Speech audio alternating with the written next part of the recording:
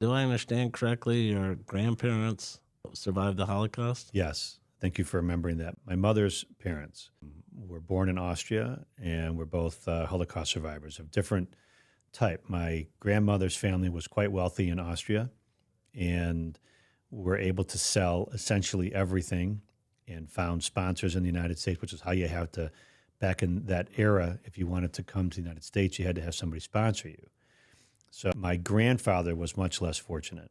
He ended up in Dachau before it was a death camp, when it was a detention camp and a slave camp.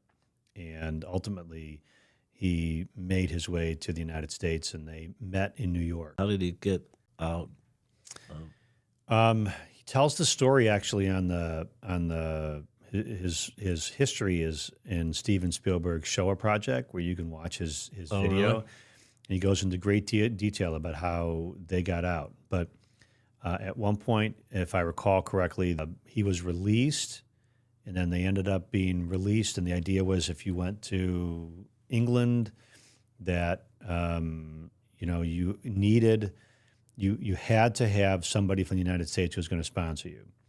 And there were interesting stories about my grandfather and just about what efforts they were making to try to get across the border. They end up in Detroit, right?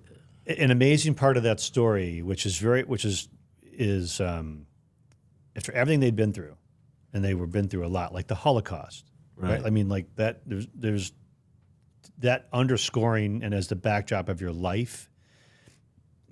At one point, my grandmother turned to my grandfather, and I remember this exchange when I was young. In the middle of the night, she turned to him and said, because I could hear it, she goes, "Norbert, we're so blessed." I get chills thinking about that, how you could come from the Holocaust Right. to accepting that your life is full.